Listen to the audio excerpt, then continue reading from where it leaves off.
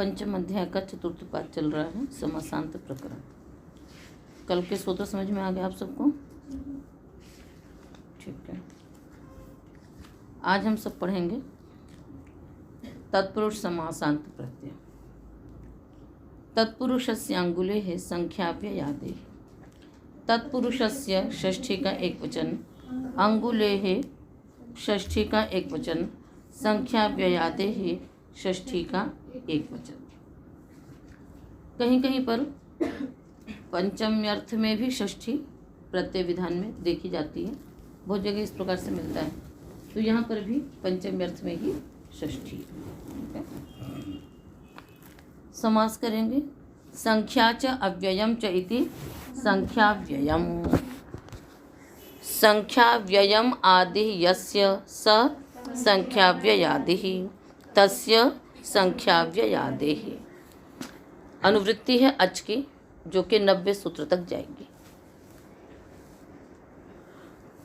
समासांताः और तद्धिताः ये तो चल ही रहे हैं। अर्थ करेंगे। संख्याव्ययादेः अंगुली शब्दान्तस्य तत्पुरुषस्य अच प्रत्ययः परश्च भवति समासान्तः। क्या अर्थ हुआ सूत्र का? हाँ, अच प्रत्ययः परश्च भवति समासान्तः। कहते हैं कि संख्या तथा अव्यय आदि में है जिसके, ऐसे अंगुली शब्दांत तत्पुरुष से, अंगुली शब्दांत में होगा और आदि में क्या होगा? या तो संख्या होगा या फिर अव्यय होगा। ठीक है, तो समासांत अच प्रत्यय हो जाएगा। उदाहरण बनाएंगे, जैसे द्व्यंगुलम द्वे अंगुली प्रमाणम अस्य, द्वे अंगुली प्रमाणम अस्य इति द्व्यंगुलम। तिस्रः अंगुलयः प्रमाणम अस्य इति त्र्यंगुलम। अव्यय आदि मिलेंगे। निर्गतम अंगुलिभ्यः इति निरंगुलम, अतिक्रांतम अंगुलिः इति अत्यंगुलम। तो द्वे अंगुली प्रमाणम अस्य, यहाँ पर आपने तद्धितार्थोत्तर पद समाहारे च से समास कर लिया, और समास करने के पश्चात तो तद्धितोत्पत्ति विषय में, तो द्वे अंगुली प्रमाणम अस्य, तो द्वि आगे औ, अंगुली आगे औ, ऐसा करके आपने समास किया। समास करने के बाद स्थिति रह गई द्वि अंगुली। अब ये संख्या आदि में और अंगुली अंत में है, तो अंगुली शब्दांत संख्या आदि वाला तत्पुरुष समास है। आपने समासांत अच प्रत्यय कर लिया, तो द्व्यंगुली आगे अ, ये चीज हम स्थिति चलक करके क्या बन गया? द्व्यंगुल आगे, फिर वही समास की प्रातिपदिक संज्ञा करेंगे और स्वात्युत्पत्ति करेंगे। उस बाद ये लगा करके अमी पूर्व लगा करके द्व्यंगुलम त्र्यंगुलम। तो दो अंगुली प्रमाण है जिसका, किसी का भी, जैसे द्व्यंगुलम काष्ठम, ये काष्ठ कितने का है? 2 अंगुली प्रमाण है। तो काष्ठम नपुंसक लिंग है, कहाँ ध्यान है ना? काष्ठम क्या है? नपुंसक लिंग है, तो इस कारण से द्व्यंगुलम बन गया। और उसमें क्या करोगे? निर्गतम अंगुलिभ्यः, तो कोगति प्रादयः है ना, निरादयः क्रांताद्यर्थे, नहीं, अत्यादयः क्रांताद्यर्थे द्वितीयया, निरादयः तृतीयया, पंचम्या है ना, निष्क्रांतः बनाते हैं ना, है ना, निष्कौशाम्भिः निर्वाराणसीः इत्यादि। तो यहाँ पर आपने कोगति प्रादेह से समास किया। कोगति प्रादेह भी क्या है? तत्पुरुष समास से, तत्पुरुष के अधिकार में है, तो इस कारण से यहाँ पर भी क्या हो जाएगा? तत्पुरुष समास हो गया। निर क्या है? अव्यय है, अव्यय होने के कारण से अव्यय आदि में है, अव्यय आदि में है, तो यहाँ पर अंगुली शब्दांत समास है, अच प्रत्यय होकर के निरंग अत्यंगुलम बन जाएगा। अह सर्वैकदेश संख्यात पुण्याच्च रात्रेः। अह सर्वैकदेश संख्यात पुण्यात् पंचमी का एक वचन, च अव्यय पदम, रात्रेः पंचमी का एक वचन। समास करो। अहंच सर्वश्च एकदेशश्च संख्याच, है ना, नहीं, संख्यातश्च, क्या निकलेगा? संख्यातश्च पुण्यश्च, पुण्यंच कर लो, पुण्यं च इति पुण्यं तस्मात् पुण्यात्। अहः सर्व एकदेश संख्यात पुण्य, इतना हो गया। ऊपर से संख्या व्ययादेय की भी अनुवृत्ति आ रही है, 88 तक जाएगी। तो अब और क्या क्या बढ़ गया? संख्यात, पुण्य, संख्या, अव्यय। क्या क्या हो गया बोलो? सर्व,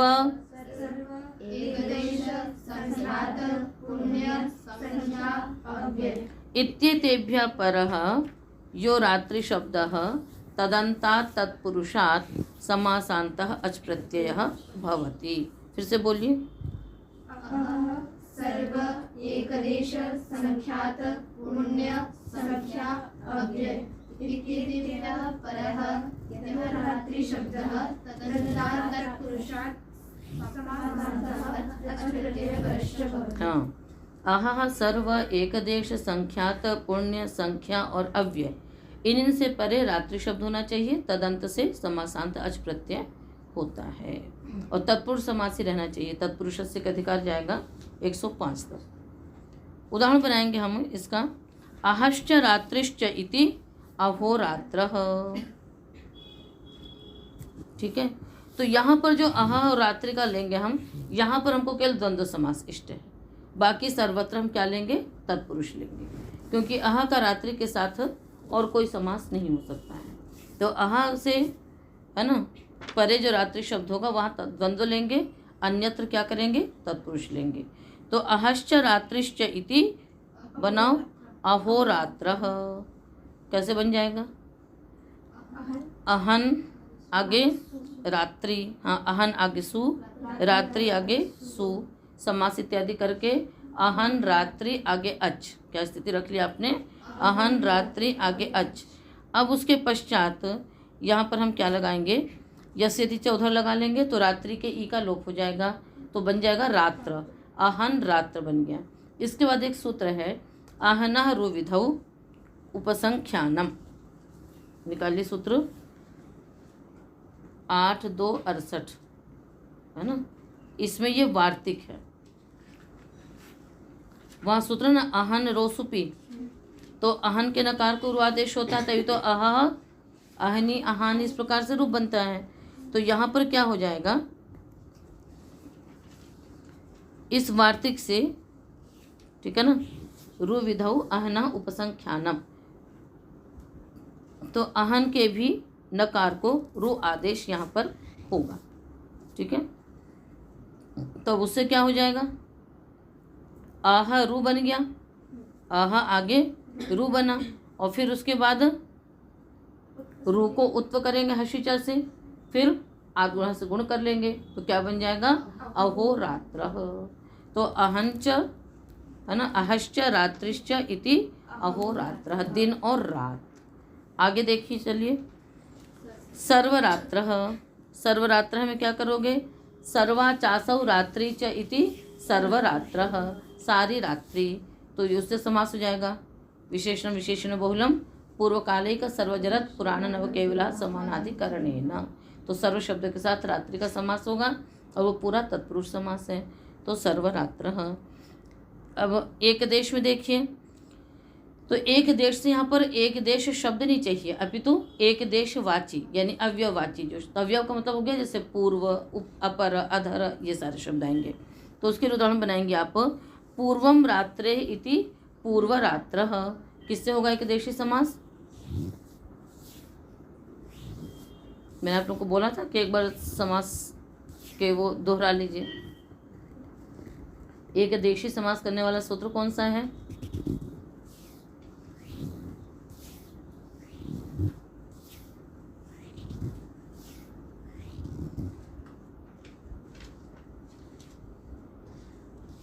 इस प्रकार के समास किस सूत्र से होते हैं? पूर्वम रात्रे, पूर्वा परा धरोत्तर मेक देशी नैकाधिकरणे, है ना। तो एक देशिना है ना, ये सब एक देशीवाची शब्द हैं सारे। तो रात्रि का पूर्व भाग, रात्रि का अपर भाग, इस प्रकार से करके। तो पूर्वम रात्रे ही इति पूर्व रात्र, तो पूर्व आगे सु, रात्रि आगे सु, समास इत्यादि करके पूर्व रात्रि आगे अच समासांत प्रत्यय कर लिया आपने, ये चिवम यस्यति च लगा करके पूर्व रात्र बन गया। ऐसे ही रात्रि है ना, अपरम रात्र इति अपर रात्र बन जाएगा। संख्याता चासौ रात्रि च इति संख्यात रात्र। तात्पर्य क्या हो जाएगा संख्यात रात्र का, मतलब विशेष गिनने योग्य रात्रि, देखते क्योंकि आज की विशेष रात्रि गिनने योग्य रात्रि हो गई, तो वो हो गया संख्यात रात्र। पुण्या चासौ रात्रि चैति पुण्य रात्र। संख्या में देखिए द्वे रात्रि समाहृते इति द्विरात्र त्रिरात्र, 2 रात्रियों का समाहार, तो ये भी तत्पुरुष समास है। किससे होगा, द्वे रात्रि समाहृते इति द्विरात्र, समास किससे होगा इस प्रकार का, उससे तो द्विगु संज्ञा होती है। हाँ, तद्धितार्थोत्तर पद समाहारे च, तो उससे समाहार तत्पुरुष हो गया। इस वजह से त्रिरात्र। अतिक्रांतः रात्रिम इति अतिरात्र और नीरात्र। नीरात्र में निर्रात्र, फिर रोरी से एक रेफ के प्रत्यय रेफ का लोप करेंगे, ढलोपे पूर्व से दीर्घ होना से दीर्घ कर देंगे, क्या बन जाएगा नीरात्र। तो सर्वत्र ही केवल बस समास की बात है, बाकी उसके अतिरिक्त तो आपने सब जगह क्या हो जाएगा, रात्रि आगे अच यचिवम यस्यति च लग करके बन जाएगा। अहनोहन एतेभ्यः, अहना षष्ठी का एक वचन, अहनः प्रथमा का एक वचन, एतेभ्यः पंचमी का बहुवचन। तो एक अहनः आदेश है और एक अहनः षष्ठी का एक वचन है। अह अहनि अहानि जो आपके रूप चलते हैं। अर्थ करेंगे सूत्र का। एतेभ्यः, एतेभ्यः केभ्यः, हाँ ये पूरा जो आपका है ऊपर जो पढ़ा था आपने, यानी संख्या व्ययेभ्यः, क्या कर देंगे संख्या व्ययेभ्यः, है ना, और सर्वादिभ्यश्च, एतेभ्यः से पूरा ऊपर का लेंगे, संख्या व्ययादि भी लेंगे और सर्वैक देश भी लेंगे, तो वो बनाएंगे। अर्थ करेंगे सूत्र का। एतेभ्यः अर्थात संख्या व्ययेभ्यः सर्वादिभ्यश्च उत्तरस्य अहन इत्येतस्य समासान्तः अहन इत्ययम् आदेशो भवति तत्पुरुषे समासे। बोलिए अर्थ क्या होगा फिर से। अर्थात संख्या व्ययादिभ्यः हाँ, सर्वादिभ्यश्च उत्तरस्य अहन इत्येतस्य तत्पुरुषे समासे। तत्पुरुष समास में संख्या अव्यय सर्व एक देश संख्यात पुण्य, है ना, इनसे उत्तर जो अहन शब्द है उसको क्या हो जाएगा अहन आदेश हो जाता है। तो द्वयोः अहनोः भव इति द्व्यहनः, पहले भी पढ़ चुके हैं उस तरह के उदाहरण। द्वयोः अहनोः भव इति द्व्यहनः, तो यहाँ पर वही तद्धितार्थोत्तर पद समाहारे से आपने तद्धितार्थ में समास किया, तो स्थिति रहेगी द्वि औ अहन आगे औ समास इत्यादि करके अंतर्वर्ती विभक्तियों का आपने लोप कर दिया, तो द्वि आगे अहन, अब उस अहन को क्या आदेश हो गया अहन, तो द्वि अहन यनादेश कर लीजिए द्व्यहन, मतलब कोई प्रत्यय इत्यादि नहीं कर रहे हैं, सीधे क्या कर रहे हैं बस अहन आदेश ही कर दे रहे हैं, तो द्व्यहन। इसी प्रकार से क्या बन जाएगा त्र्यहन। अव्यय से ले तो अह अतिक्रांत इति अत्यहन, दिन का जो अतिक्रमण कर गया। निरहन सर्वाहन, है ना, सर्वश्चासौ सर्वं चादह अहंच, है ना, अहश्च, वैसे तो नपुंसक लेंगे इसलिए सर्वम च ही विग्रह करेंगे, तो यहाँ पर वही कर्मधारय समास करोगे और फिर अहन को क्या कर दोगे अहन आदेश, तो सर्वाहन। पूर्वाहन में क्या करेंगे अहन पूर्वमिति पूर्वाहन, अहन अपरमिति अपराहन, वही एक देशी समास हो जाएगा, और संख्या ताहन। ठीक है, और यहाँ पर अहन से उत्तर नहीं हो सकता, क्योंकि अहन से उत्तर तो अहन का कोई समास होगा ही नहीं, क्योंकि दिन और दिन यहाँ तो न कोई तत्पुरुष समास होगा न द्वंद्व समास होगा, इसलिए अहन से उत्तर अहन नहीं रहेगा, इसलिए अहन को छोड़ दिया, शेष सारे एतेभ्य से आपने ग्रहण कर लिए। ठीक है, क्यों, और पुण्याहना नहीं बनाया है क्योंकि आगे भी निषेध करने वाले हैं, अभी आगे क्या करने वाले हैं निषेध करने वाले हैं उत्तम एकाभ्याम के सूत्र से, इसलिए उसको छोड़ दिया। अगला सूत्र है न संख्यादेः समाहारे न अव्ययपदम संख्यादेः षष्ठी का एक वचन। समाहारे सप्तमी का एक वचन। संख्या आदि यस्य स संख्यादि तस्य संख्यादेः। चलिए, संख्यादेः समाहारे वर्तमानस्य, क्या अर्थ करोगे सूत्र का? संख्यादेः समाहारे वर्तमानस्य तत्पुरुषस्य अहन शब्दस्य अहन आदेशो न भवति। ठीक है, संख्या आदि वाले समाहार में वर्तमान, समाहार तो हमने किया ही, किंतु जैसे आपने किया था ना अभी, द्वे अहनि समाहृते, तो ये कैसा है? संख्या आदि में और समाहार है। तो संख्यादेः समाहारे वर्तमानस्य अहन शब्दस्य अहन आदेशो न भवति। तो समाहार में वर्तमान जो संख्यादि वाला अहन शब्द होगा उसको अहन आदेश नहीं होगा, इसलिए द्व्यहनः त्र्यहनः नहीं बनाया। द्व्यहनः त्र्यहनः बनाया, किंतु वो किस में बनाया? भव अर्थ में बनाया, तद्धितार्थ में बनाया। समास आप कैसे कैसे कर रही हैं? तद्धितार्थ में भी करते हैं, समाहार में भी करते हैं। तो ऊपर हमने किया था ना, द्वे अहनि समाहृते, तो जब द्वे अहनि समाहृते होगा तो ये भी तो संख्या से उत्तर अहन शब्द है, किंतु यहाँ पर निषेध कर दिया। क्यों निषेध कर दिया? इसने न संख्यादे समाहारे ने। और जहाँ पर हमने किया वहाँ पर किस अर्थ में किया? द्वयोः अहनोः भवः, तो तद्धितार्थ में यदि तत्पुरुष समास होगा तब तो अहन आदेश, बोलिए, कि कब होगा कब नहीं होगा? होगा, और समाहार में नहीं होगा। समाहार में क्या विग्रह करोगे? द्वे अहनि समाहृते इति द्व्यः, तो वहाँ पर क्या रह जाएगा? द्व्यः रह जाएगा। तभी आप क्या करते हो फिर? द्व्यः पूर्वाय त्र्यः पूर्वाय समास करती हैं। तो वहाँ पर क्या होगा फिर? यदि ये आदेश नहीं होगा तो फिर क्या होगा? फिर सीधा सीधा रह जाएगा आपका, बस द्व्यः त्र्यः ऐसे ही रह जाएगा। तो यहाँ पर यही विशेष ध्यान देना है, यदि समाहार में समास होगा तो अहन आदेश नहीं होगा। सिद्धि आप इसकी पढ़ चुके हो ना, द्व्यः। तो विग्रह क्या करोगे? द्वे अहनि समाहृते, है ना, त्रीणि अहनि समाहृतानि। उत्तमैकाभ्याम च, उत्तमैकाभ्याम पंचमी का द्विवचन। उत्तमश्च एकश्चेति उत्तमैकौ ताभ्याम उत्तमैकाभ्याम। उत्तम, उत्तम का अर्थ यहाँ पर क्या है? अंतिम। किसका अंतिम? वहाँ देखो ऊपर, अह सर्वैक देश संख्यात पुण्य, है ना, इसमें अंतिम शब्द क्या है? पुण्य। तो उत्तम शब्द का अर्थ जब आप उत्तर उत्तम वाला करते हो तो भी तो उत्तम का अंतिम अर्थ होता है। तो उत्तमैकाभ्याम च सूत्र में उत्तम से क्या लिया गया है? अंतिम, और वो अंतिम कौन है? पुण्य। ठीक है, और एक क्योंकि संख्या शब्द है तो संख्या से उत्तर भी कहा गया था।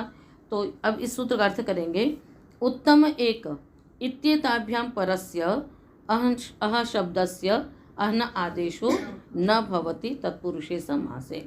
तो उत्तम से क्या ले लेंगे? पुण्य और एक, इससे परे यदि अहन शब्द है तो भी अहन आदेश नहीं होगा। तो पुण्यम च, पुण्यम अह इति पुण्याः, एकम अह इति एकाः। तो यहाँ पर समास, ये अहन आदेश नहीं हुआ। तो ये उत्तम समझ में आ गया, ध्यान में रखना इसको। तो ये बस यही है, विचित्रा ही सूत्रस्य कृति ही पाणिने है। मतलब कोई कह सकता था कि भाई पुण्य ही सीधे रख देते, भाई पुण्य से निषेध कर देते, जैसे एक से निषेध किया, पुण्य का अभ्याम तो सूत्र बना देते, बल्कि मात्रा का लाघव भी होता, किंतु विचित्रा ही सूत्रस्य कृति ही पाणिने है।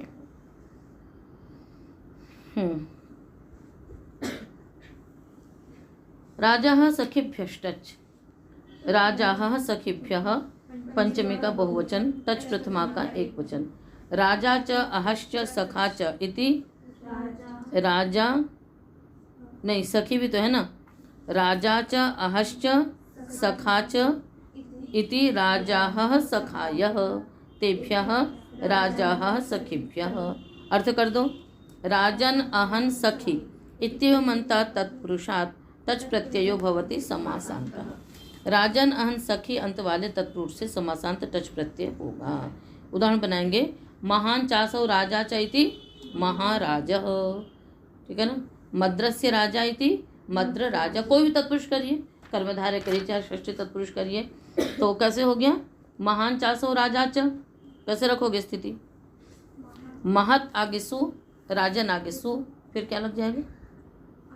आन महतः समानाधिकरण जातीय यो से महत के तकार को आकार आदेश हो जाएगा। तो मह आ अका सवर्ण दीर्घ महाराजन, आगे टच कर लिया, फिर टी भाग का लोप कर दिया, इसमें मिल गया, क्या बन गया? महाराज, आगे स्वादित्पत्ति कर लीजिए, महाराज। मद्रराज अहन का लेव, परमम अह इति परमाह, उत्तमम अह इति उत्तमाह। इसमें तो कुछ बात ही नहीं है, इसमें क्या है? बस अहन आगे टच रखेंगे, टी भाग का लोप हो जाएगा। राज्य सखा राज सखः, ब्राह्मणस्य सखा ब्राह्मण सखः। तो यहाँ पर भी क्या होगा? टच प्रत्यय करोगे और टच प्रत्यय करने के बाद टच का अ बचेगा, तो सखी के ई का लोप हो जाएगा, तो राज सखः बन गया।